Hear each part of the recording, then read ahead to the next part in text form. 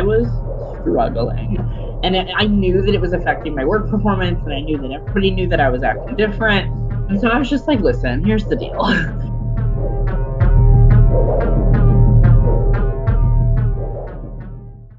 You're listening to the latest dose of Bipolar Recorder. This podcast may cause dizziness and blurred vision. Enjoy.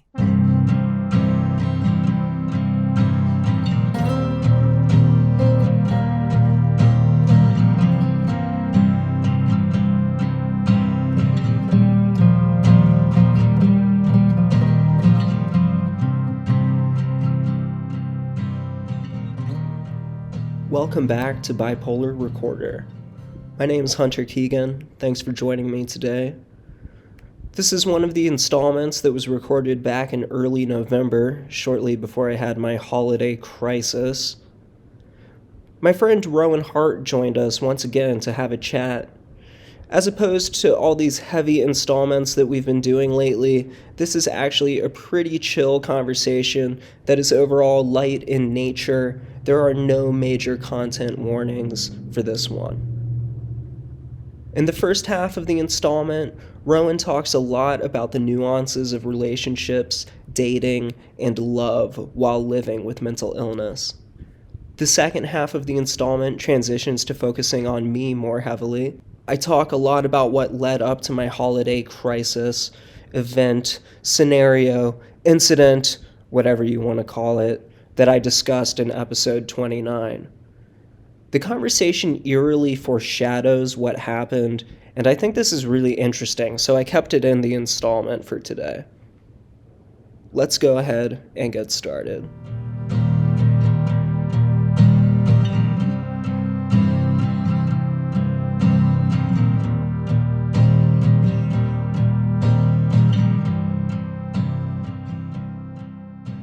Rowan Hart is back. Hi. Rowan, how are you?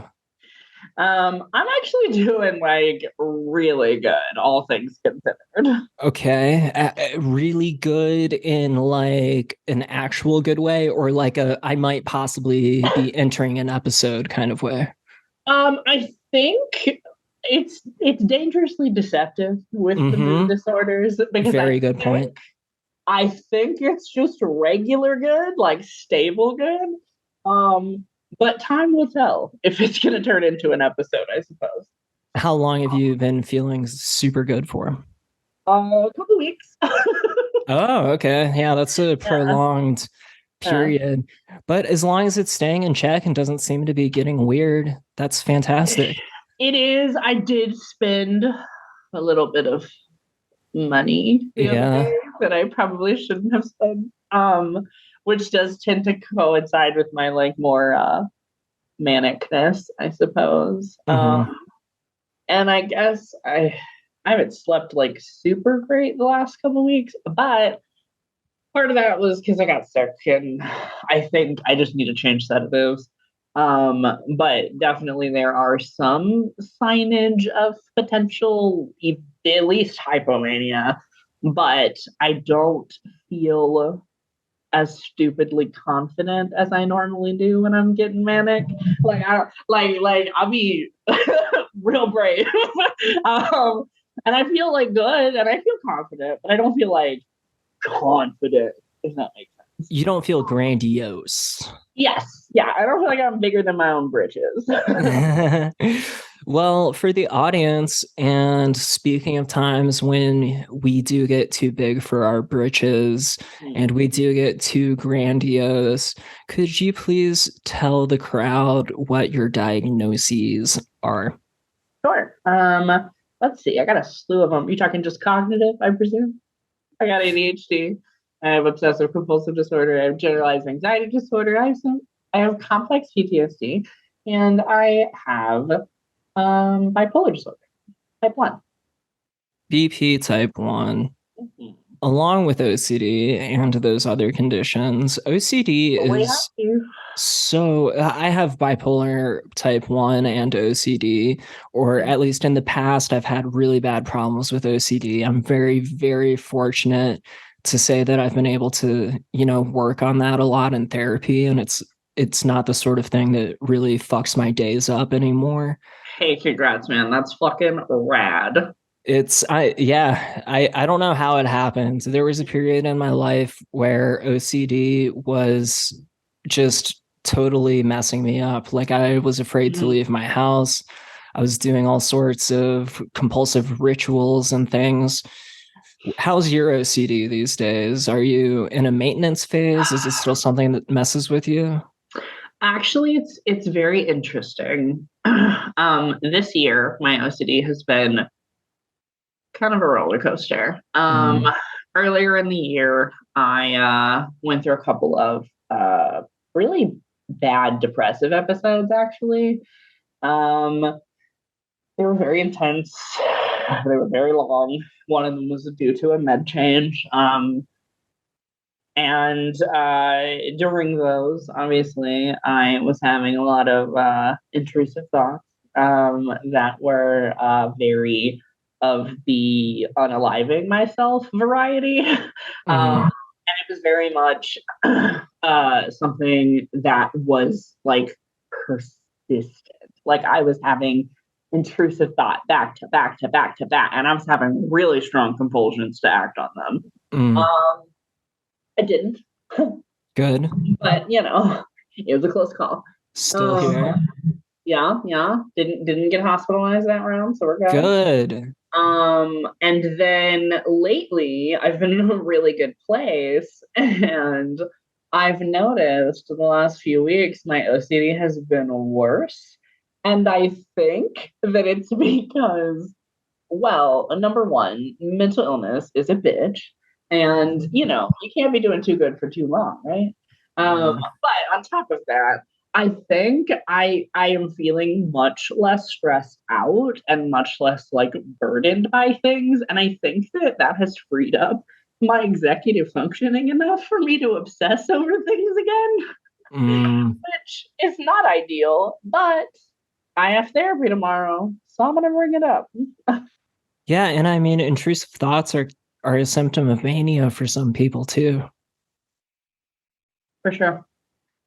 So how old were you when you were diagnosed with OCD? This is 2015. Okay. So I was 22. 22 years old. And how old were you when you were diagnosed with bipolar? I was 27. 27. 26 or 27. I think 27. That was 2019. Okay. So how old are you now? I am almost 30. Yeah. Okay. So we're both in the 29 club. Yeah. Crazy. We made it past the 27 club, though, which I'm proud of. The day I turned 28, I had just the weirdest kind of grieving process because so many people who are mentally ill, particularly if they're the extraordinarily creative variety, as everybody knows, they don't make it past the 27 club. And the day I turned 28, I shed a lot of grief, and I definitely felt strange because I wasn't supposed to make it this far. What do I do now? So yeah, it's been interesting. But I'll be 30 in a few months.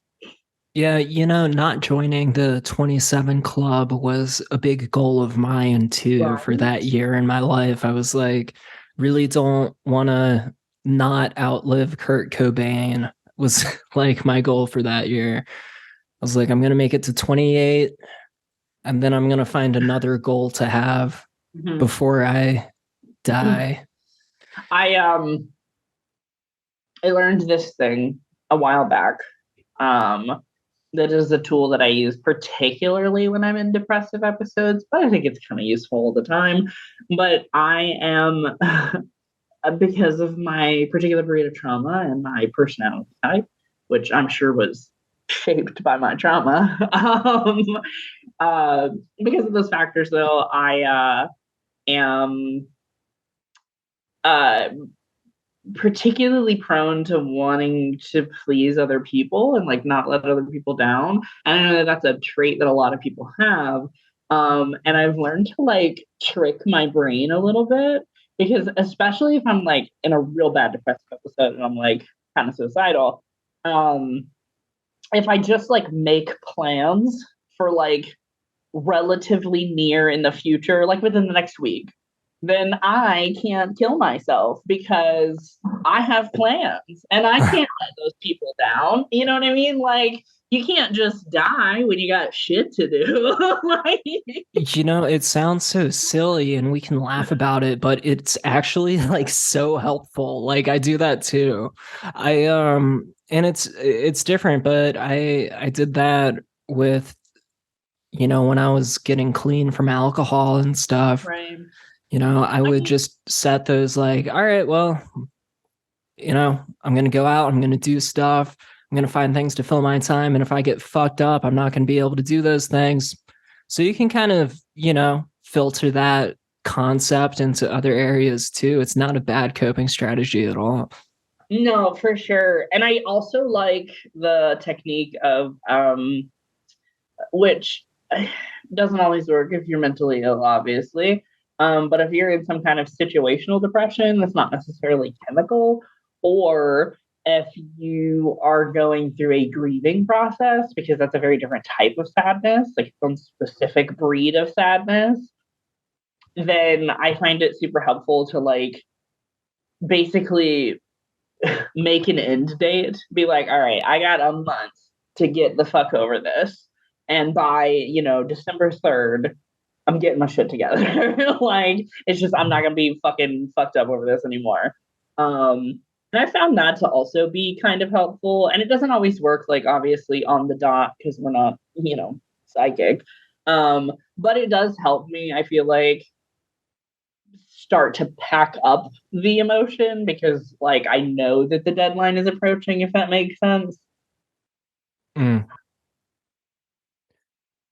So, in terms of practical questions, practical items that are also relevant for the crowd sometimes, are you still living up in Buffalo, New York? I am. I still live in New York. We're coming into winter. It hasn't snowed yet, and everybody here is shocked. That is wild that it hasn't snowed there yet. It's been getting pretty cold. So I live in Southern Virginia now, which is awesome. But I'm up in the mountains and it's getting colder up here faster than I'm used to. So I'm kind of learning to live with that. But overall, the move has been really good. But I've been having some mood cycles that I've been dealing with lately, and we can talk more about that later. Sure. So, and you're still working full time, right? I am. Still working full time, holding down that job while living with these serious mental health conditions. That's incredible. I mean, one time a therapist described it to me this way, and I never really thought about it, but she was like, what you are doing is like incredible. Like, people who start at base level 0, no mental illnesses, sometimes still can't do what you do. And for you to do what you are doing at the rate that you are doing it and excelling at it with the mental illnesses, I mean, you're working like 400% times harder than everybody else. And I never really thought about it like that, honestly, because it's such a like normal thing for me. Like, this is just how my brain operates. But it did help me like give myself grace. Like, when I am not doing as well, I do have to remember, like, sometimes I'm not firing on all cylinders. Like, I got a lot going on in the noodle. Yeah, you absolutely deserve to give yourself credit for that. That's amazing.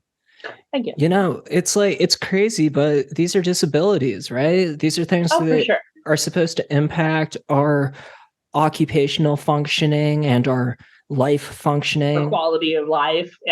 Yeah.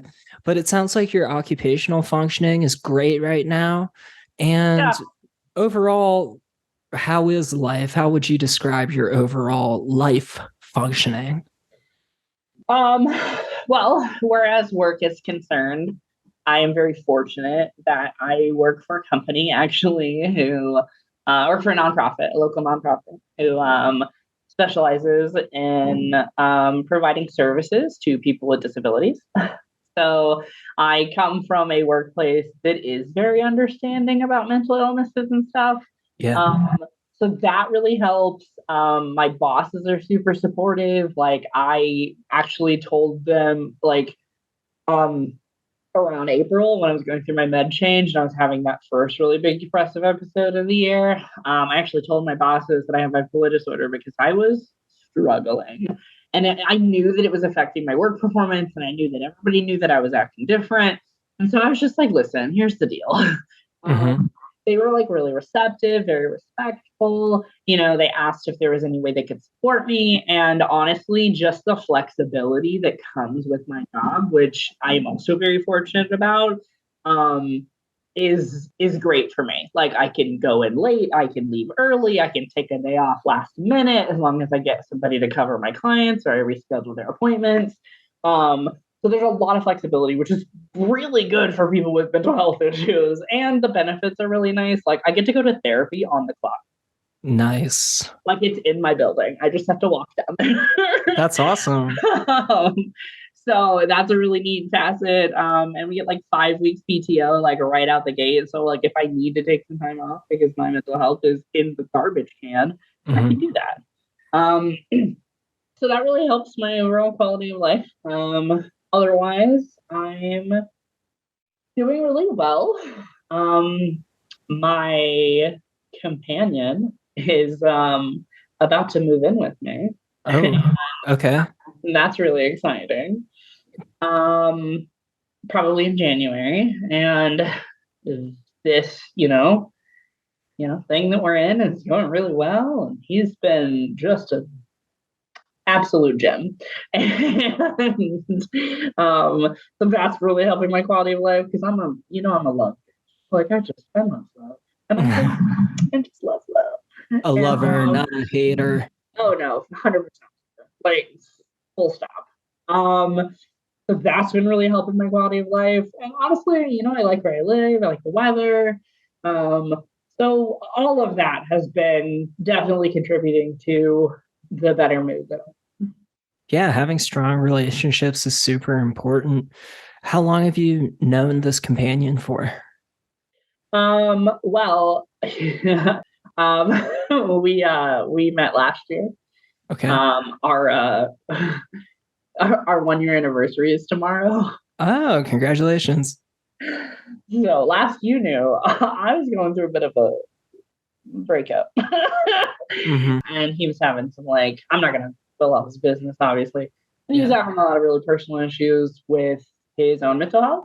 And because of that, he wanted to dissolve the relationship because the expectations that came with the labels that come with a relationship were really hard for him while he was trying to muddle through this thing that he was working on. And so we were technically broken up for a while, like 2 months. But we never really kind of stopped interacting like we were not broken up. We still said I love you and I miss you and talked a lot on the phone. So we just weren't seeing each other in person, essentially. I was starting to see other people, not because I was over him. I was still very much in love with him, but I gotta take care of myself. And if that wasn't gonna happen, I gotta tend to my needs other ways. Are you still? Sorry. Are you still about that? Are you still about that polyamory life? That's coming in the story. Okay. Yeah. Okay. But I very much, I am poly, so it's easier for me to compartmentalize my feelings for one person and still allow myself to have feelings for another person. So I was still very much in love with him, but I was seeing some other people. And he was just like irrationally jealous about that. And I mean that in a very loving way. It was honestly kind of sweet. But he was not like, controlling in any capacity. I didn't actually know that he was jealous for a little while even.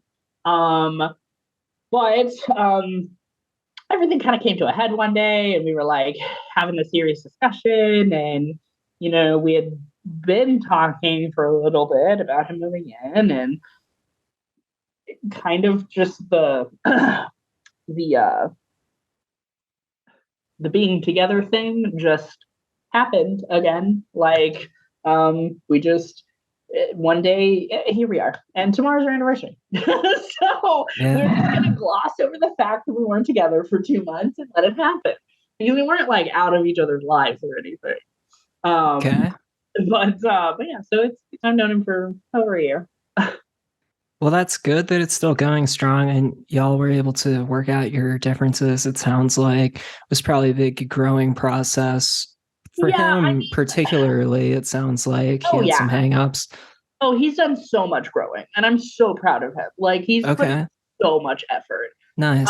But it was never really a matter of us like not working out or things being difficult. It was just his mental state, and my mental state at the time was also not the best, which makes things really difficult when you're in a relationship and you're mentally ill.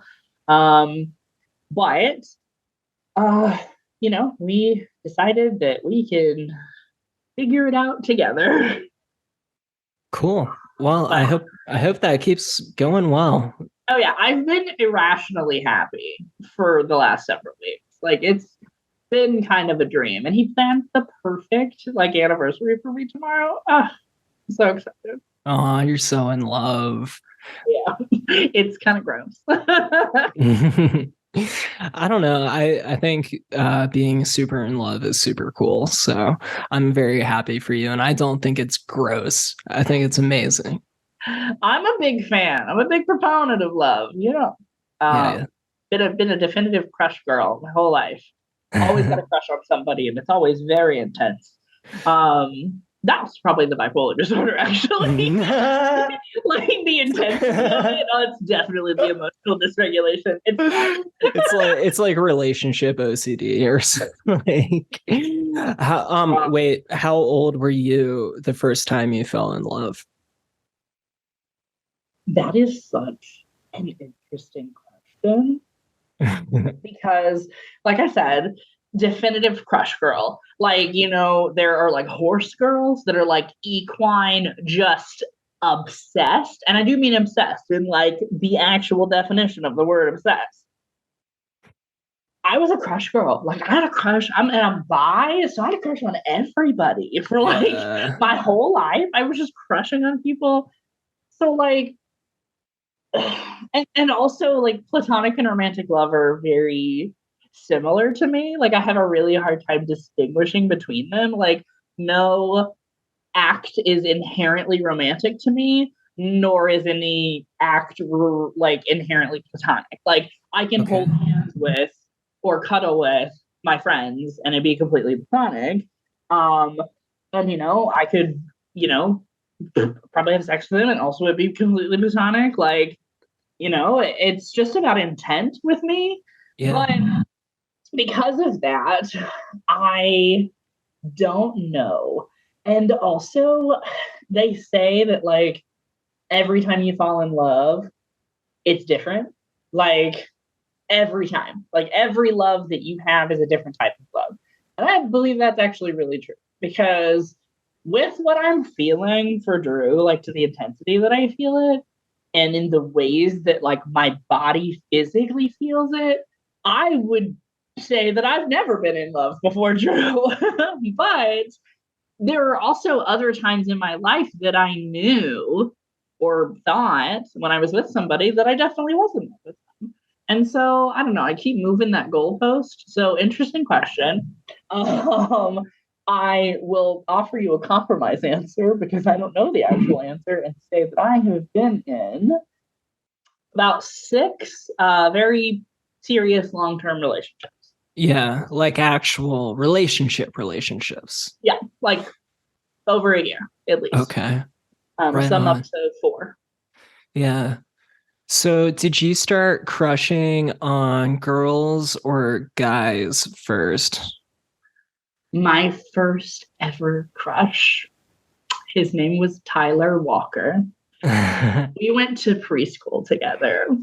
Okay. And I was in love with Tyler. Tyler Walker, if you're listening to this, you're a bitch. I was in love with Tyler Walker from preschool to age 17. And the way that worked is that he and I went to the same school for preschool and first grade, or preschool, kindergarten, and first grade. And then I swapped schools, a series of times. And then at 17, I went back to that same school for third grade and swapped schools again. And then I came back when I was 17, and I had not seen Tyler Walker since first grade because I was gone for second grade and then he was gone for third grade. So at 17, we wound up at the same school that we started at together again. And everything flooded back to me. I was still in love with him, I swear. And then, he hated me. Like, he just absolutely hated me. Like, I remember him, like, boys, when they're little, they're like, oh, girls are cooties. And they, like, run away and stuff. And he did that. And then as he got older, it got more aggressive. Like at 17, the man called me a bitch. And I was like, absolutely not. Yeah, that's not cool. But no, he was really shitty at 17. And that made me just very happy that didn't work out. And then, funnily enough, I changed schools again. And then our senior year, we ended up at a different school together. Okay, wow. That's wild. That's a roller coaster right there. Holy shit. But yeah, so boys, I guess Tyler Walker was my first love, I feel like. Amazing. Tyler Walker, Texas Ranger. Yeah, sounds unfortunate that didn't work out, but you know what? That's just one of those things in life where you live, you learn, and you move on. Mm-hmm. So overall, what's the best thing that has happened to you this year? Can it be about somebody else if it just made me really happy? Sure, yeah. My favorite thing then that came out of this year is honestly Drew's growth.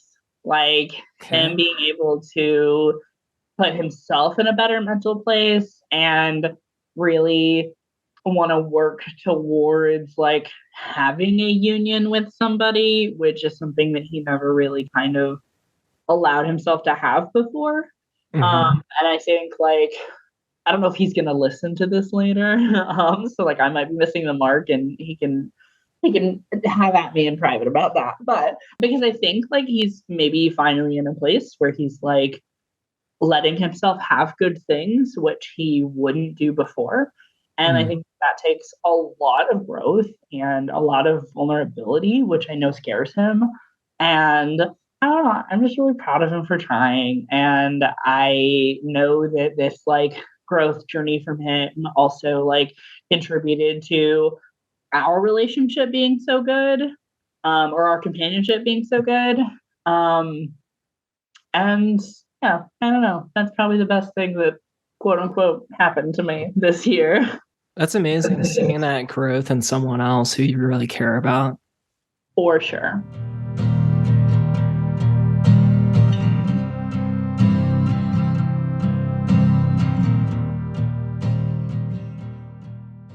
Here is where we shift gears a bit, and Rowan asks me about my year. Remember that this installment was recorded just a couple of weeks before my holiday drug relapse and mental health crisis. I tell Rowan about the life disruptions and mood episodes I'd been experiencing from May until the time of the recording in early November. The conversation eerily foreshadows the crisis as I directly touch on a lot of the issues that would ultimately lead up to the event. Note that I referenced some things, such as the fallout of the stalking and harassment that my ex-girlfriend engaged in after I broke up with her.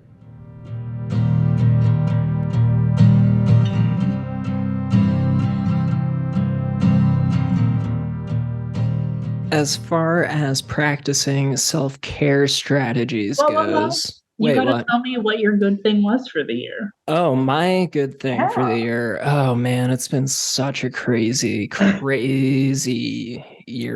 me. I know what you've gone through this year. A lot of people don't realize that I have a life as well and a serious mental illness as well. Mm-hmm. And it's something that I do live with every day. And the last year of my life, it started out really solid for like the first 6 months or so, January up until late May. And then there was this really, really awful, inciting incident that I can't really go into too much detail about. And that really started fucking with my mood cycles. So next thing I knew, I was having hypomanic episodes, and then I was just like hitting a wall and crashing for like 5 days. And it was really up and down. And then I was relocating from my hometown for the first time, which is huge. Like, that is no small feat. Like, amongst non-mentally ill folks, there was a survey done, and the single most stressful life event that any adult person could go through is moving. Yeah, it was a lot. And one of the things about it is, I was moving a couple 100 miles. I had never really done that before, except for when I was in college, but I don't think that's really the same, like. Right, because it feels like temporary if it's for college. Yeah. It's a staycation. And it's like dorm rooms and shit. Yeah. It's not really the same. So anyhow, I finally had the opportunity to do something that I'd really want to have been doing for the last 10 years, which was move out of the hustle and bustle of Northern Virginia and kind of get out in a more chill, laid back environment. So now I live in Southern Virginia. And that's been a really big transition too. And it's been a really positive transition in most ways, but also it's a major life stressor. And part of the thing with moving down here is for like basically all of August, I was living in my childhood home with my parents. And that's tough. That was really tough. And that's like reporting to you from the scene of the crime. Like, that's rough. Well, literally. And so like I was having to sleep in the basement where like I was detained by cops, and I used to just drink down there for like days at a time, and there's just great memories. Just all of this really, really heavy emotional baggage associated with that environment. So that was causing like depressive symptoms. And keep in mind, I'm also like moving all my stuff into a storage unit and actively trying to find a new place to live, and like driving around like the tri-state area trying to find a city that I vibe with and everything. So it's just been a whole lot. But I think overall right now I'm doing like okay, but I've been having to check in with my therapist a lot lately, and I had to make some pretty, not like major, but definitely significant medication adjustments, because I was going through like a debilitating depression a couple of weeks ago. Yeah, like I had to take time off of work and stuff. And earlier you were talking about how supportive your work environment is. And I'm really blessed to be able to say right now I have a similar thing. Oh, like that's the best. like my coworkers know that I have a disability. I've just never told them specifically what, but I think at this point I've worked at this company for, going on a couple of years now. Right. And people have, I think, figured it out that it's like mental health related. Mm-hmm. There is one coworker who I'm like pretty tight with, and I've shared with her really a whole lot about my story. And anyway, I was at a point where I couldn't focus at work at all. And I was like falling asleep at my desk and stuff because I was sleeping less than like 2 hours a night. And luckily I work from home. So it wasn't like people were able to see me like, nodding off while I'm trying to get stuff done. But yeah, it was getting so bad that I had to email my boss because I work remotely. Mm-hmm. So I had to like email my boss and just be like, hey man, like it's going down. You're like, I need some time. Yeah, I didn't really go into a whole lot of specifics, but I was just like, I have a disability that's like really exacerbated by life stress, and I've been having just like a ton of anxiety and paranoia lately.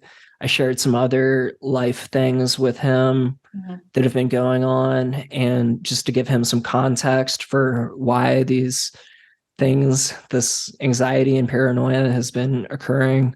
Right. And he was just like totally cool about it, which was really impressive because we were busy. Like we're a pretty small business.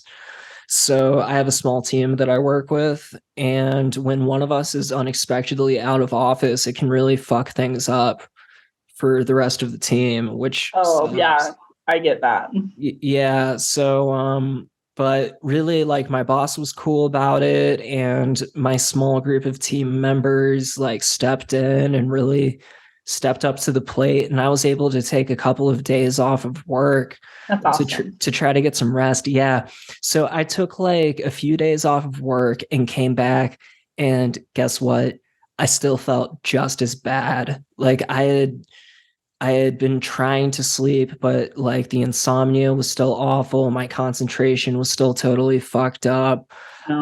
Just like extreme fatigue and being totally scatterbrained. So I actually had to have an appointment with my psychiatrist. Coincidentally, we had an appointment scheduled already. Nice. Yeah, so it was like perfect timing actually. And so that's why I had like a big medication adjustment recently that I'm still kind of getting used to, and I'm still kind of stabilizing after this major depression. I mean, it was a major depressive episode. It went for over 2 weeks, and I'm on medication already.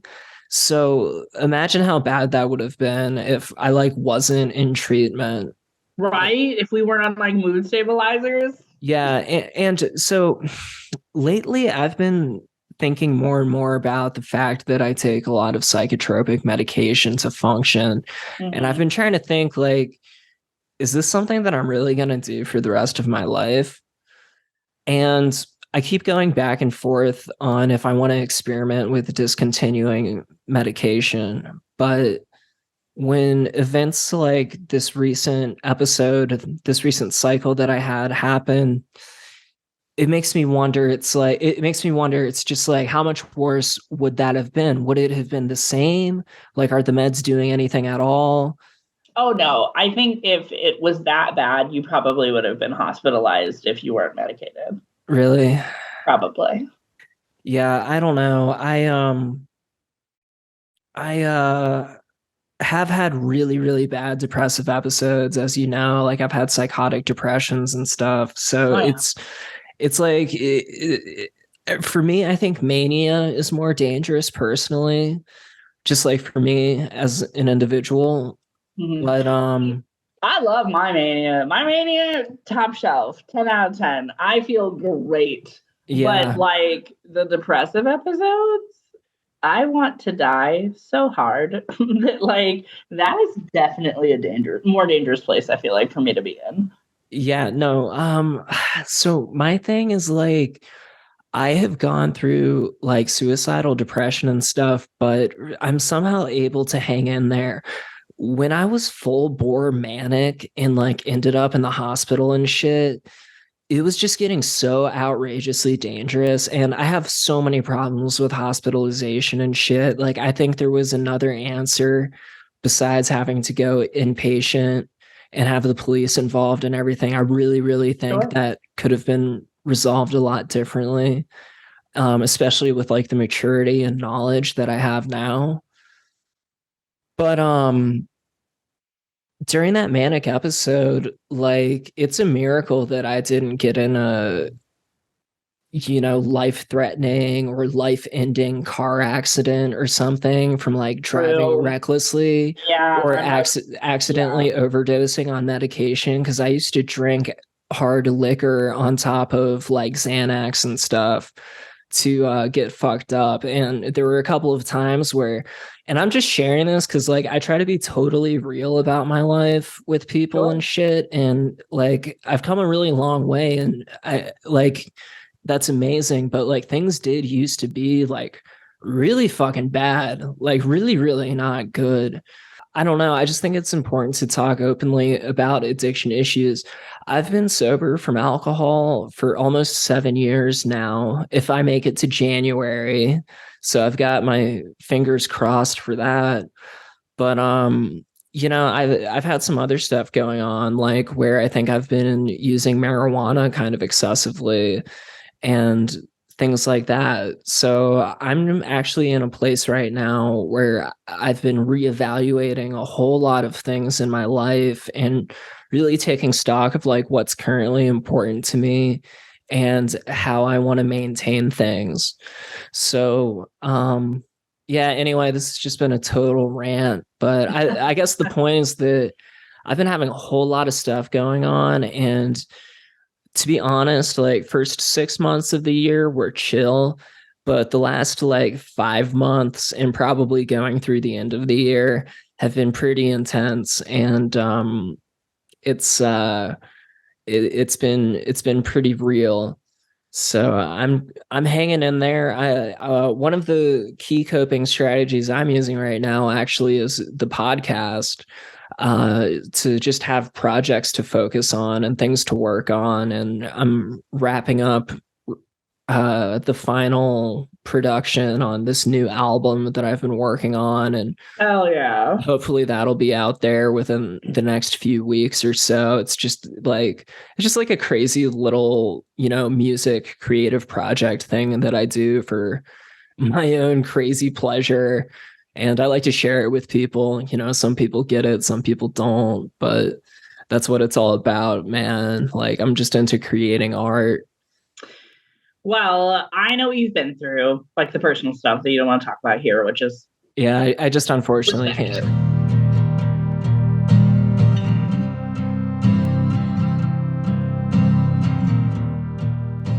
Just a quick heads up that Rowan references the quote-unquote hard thing a few times here, and that situation that we're discussing was when I broke up with my ex. At the time of the recording, that information was not public yet, but now that the cat's out of the bag, there's no need for me to leave things ambiguous.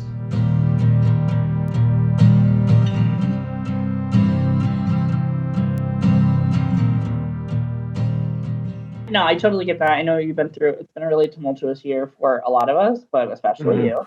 And honestly, I'm really proud of you. I'm proud of you for doing the hard thing and removing yourself from the situation that we are not discussing, and also for doing the hard thing and moving, and for doing the hard thing and living with your parents for a little while, for doing the hard thing and like making the med adjustments and being introspective and like looking at how you can better your life, which is something that not a lot of people can do. And also for like your sobriety, what? Look at you go. Yeah, thank you. Yeah, thanks for calling it the hard thing. I like how it's like just ambiguous enough. Well, it was a situation. It was the hard thing. Yeah, it was a hard thing. That's a good way to put it. not drinking. That's kind of like the number one thing for me. Staying the fuck away from alcohol. And I've been able to keep doing that.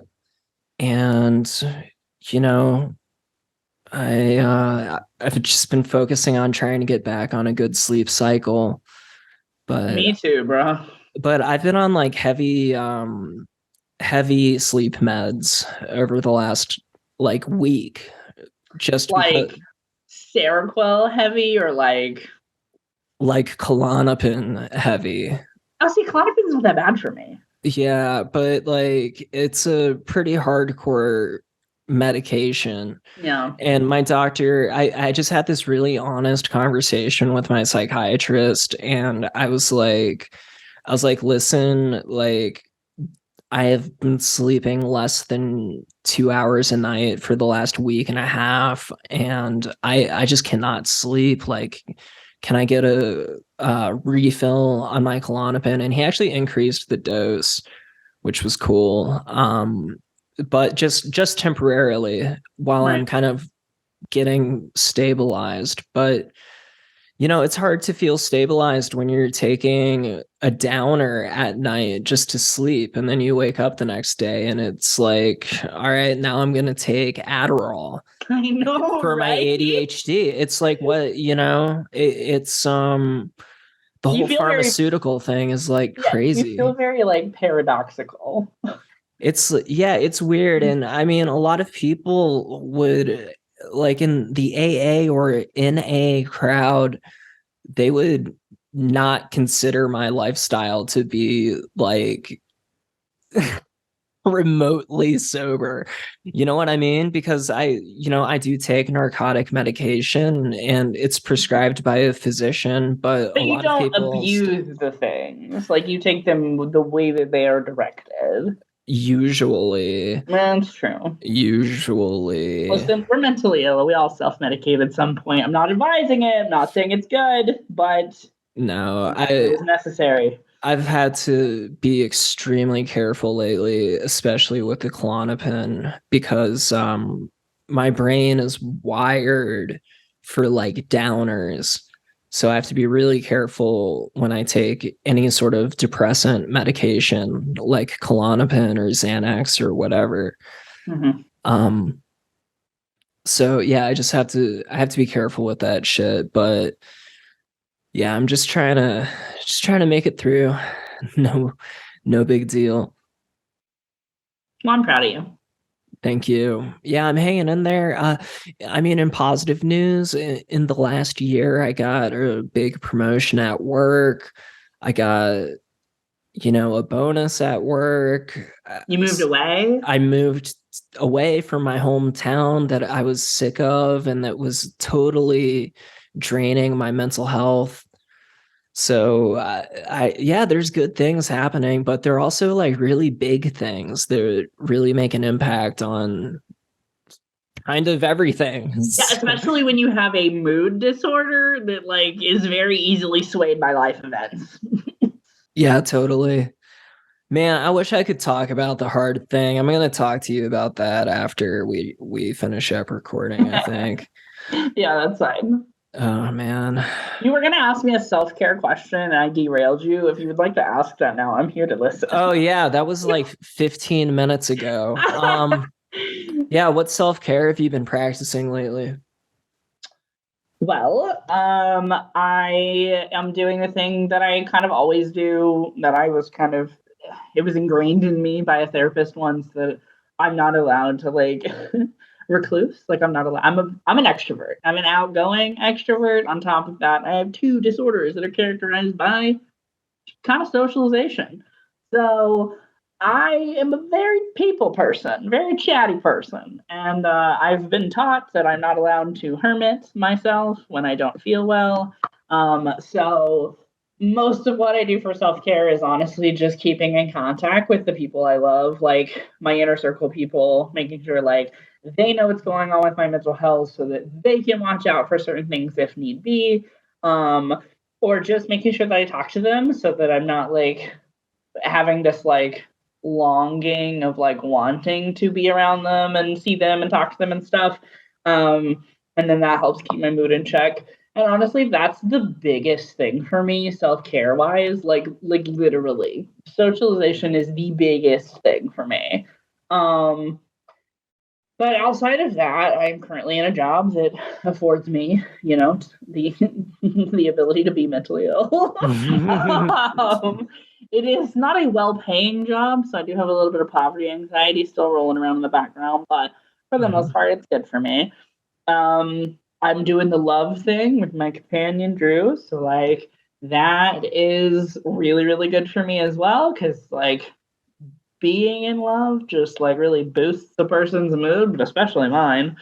And I've been, doing a lot of like self-growth stuff, like figuring out new things about myself, or things like thinking of things about myself that I actually really like or really admire, which is really good for your self-esteem, for you to be proud of yourself and like think that you've put forth this effort and you see it and you recognize yourself for it. And I think that's a really big thing for me too. I hate all of the kind of like stereotypical self-care things. Like, make a healthy meal or take a shower or take a bubble bath or go to the spa. I can't do it. Yeah, so, but like those are like for me, like eating a nutritious meal and taking a shower is like one of the number one self-care things for me. That's why I hate food, so that makes sense for me. Well, but that's wild. My thing is like I have a tendency to not eat, especially when I'm depressed. Like I skip meals and stuff, and have gone through like pretty major weight loss episodes and shit like that weren't good. Yeah, just like making a really nutritious smoothie and like drinking that instead of skipping a meal, waking up and taking a shower before I start work in the morning. Just stuff like that. I mean, taking a shower, especially if I'm in a depressive episode and I haven't showered for a while, does help. Like, don't get me wrong. That one does actually do something. But for the most part, I found like typical self-care things to not really do anything for me. So I kind of forged my own path, so to speak. But it works for me. Nice. Here's something crazy. And I just wanted to mention this. So something I've been trying to do lately is reconstruct that year of 2015. I've been working on a second memoir, which is like fucking insane. It's like how egotistical must one be to have not one, but now two memoirs, I guess. I mean, you've had a whole life between 2015 and today. Yeah. And what I'm trying to do with this second memoir is really go back and dig deep and talk about things that when I wrote my first book, I didn't want to talk about because they were a little too sensitive at the time or whatever. Because I think there's a lot of other stuff that I really want to share with people that wasn't really like fully explored in that first book. So anyway, like whatever. I've been writing this fucking book and I'm trying to reconstruct time periods in my life where I was like very, very manic and very psychotic and very intoxicated. And there's just these weird like time periods where I don't know like what was happening in my life. So I've been trying to put pieces together through reading back through like my archive of journals that I've kept over the years, and even going back through really old email chains from like a really long time ago, going back through old Facebook posts and stuff. No. But one of the things that I really want to do is get my records from the psychiatrist who first diagnosed me as bipolar. And I want to read her notes that she kept on file about me. And I contacted her office earlier this week. and tried to get the records, and they haven't responded yet. But that's just something that I've been working on, and it's really, really fucking intense. It was really, I'm scared. It stresses me out that I even sent them that email in the first place.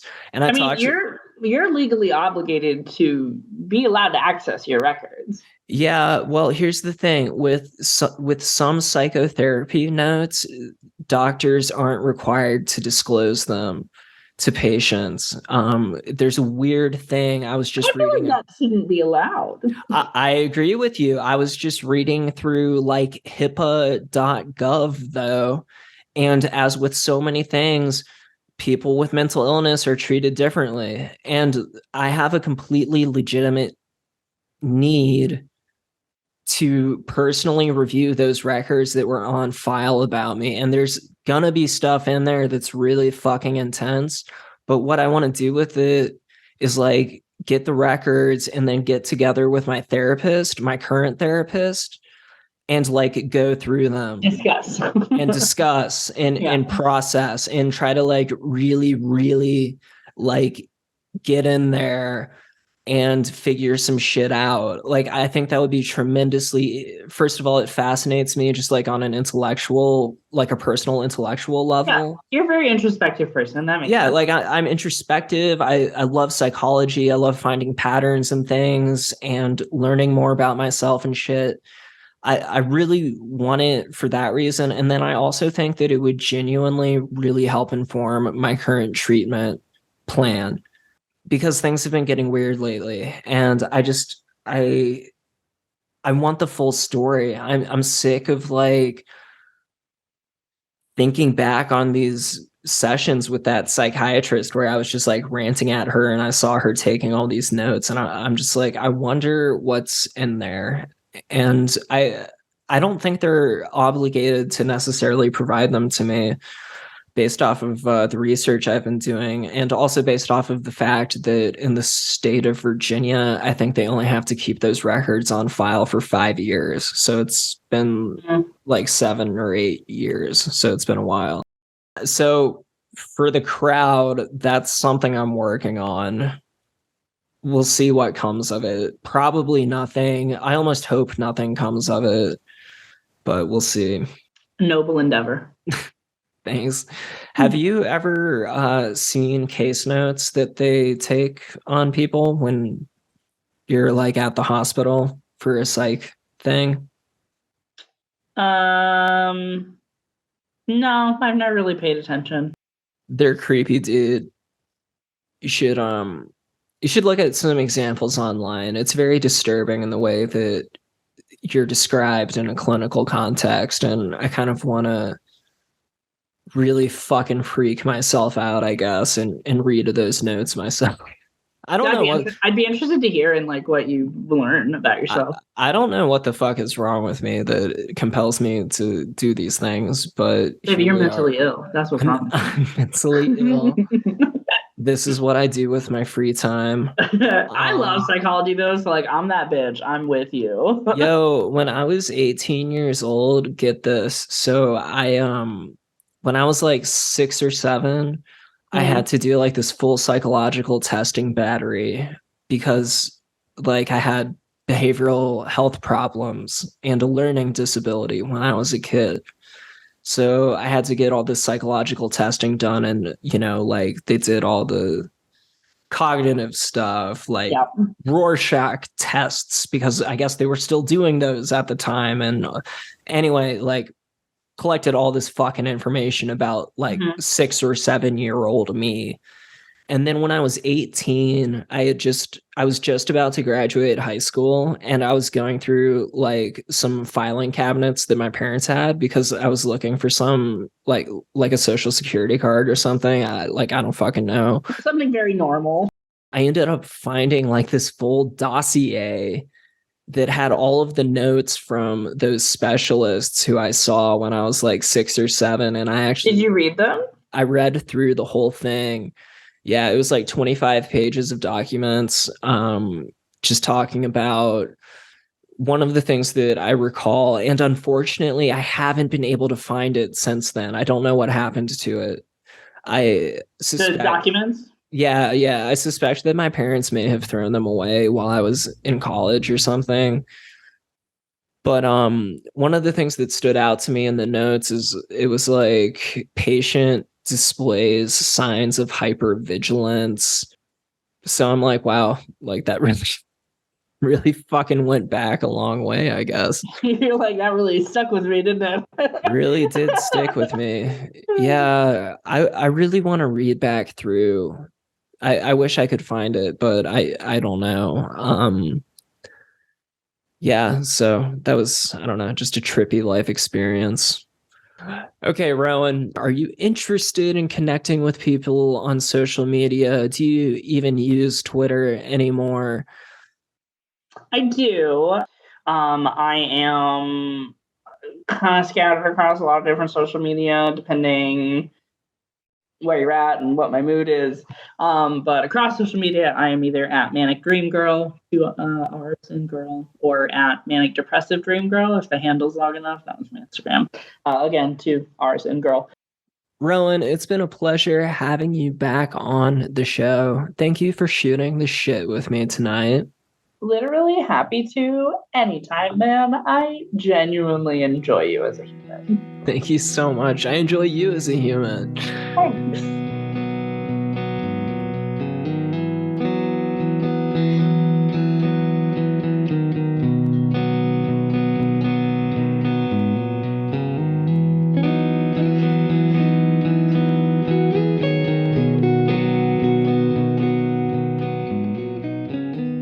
Thanks for joining us today.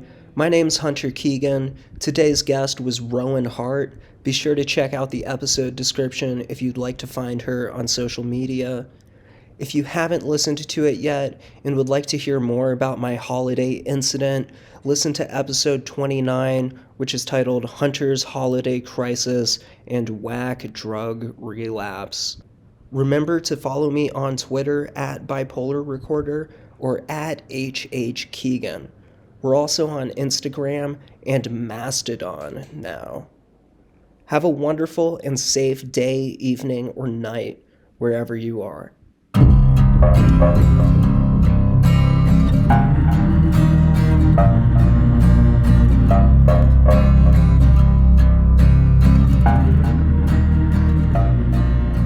Bipolar Recorder is a listener-supported show. To help keep the show running, consider checking out our Patreon page or visiting bipolarrecorder.com.